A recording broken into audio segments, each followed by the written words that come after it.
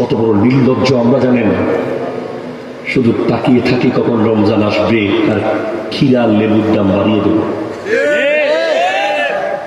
আমরা কোন লেভেলের বেহায়া হলে আমরা তাকিয়ে থাকি রমজান আসবে গাড়ির টিকিটের দাম বাড়িয়ে দেব, রমাদান আসবে কাপড়ের দাম ডবল করে দেব। অথচ সত্যিকারের ইসলাম যেসব দেশে আছে, ফিলিস্তিন,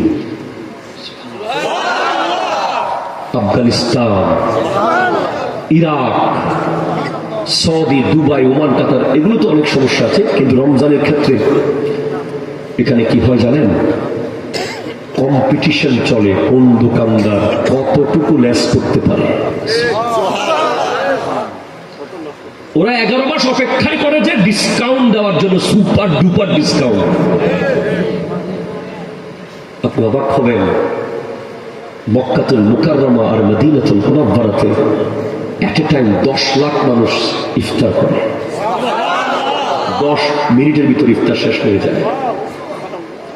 ইফতার দিতে লাগে 7 মিনিট, খেতে লাগে 3 মিনিট, আর 2-3 মিনিটের মধ্যে পরিষ্কার শেষ। সব মিলে 15 মিনিটের মধ্যে দেওয়া খাওয়া শেষ। বড় বড় দুবাই শায়েখ, বড় বড় ওমানের শায়েখ, কাতারের শায়েখরা এসে খেজুরের বড় বড় টনকে টন নিয়ে দাঁড়িয়ে থাকে। Please give me the chance,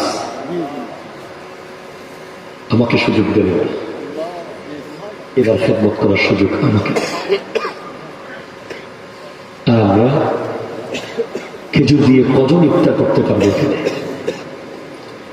আপনি দেখবেন যে সারা বছর খেজুরের দাম 600 টাকা কেজি, রোজা আসলেই এটা হয়ে যাবে 3500 টাকা কেজি। এই জন্য আমি বলি যে আমাদের পরিস্থিতি এমন, আমরা রমজানের ট্রেনিং করি নাই।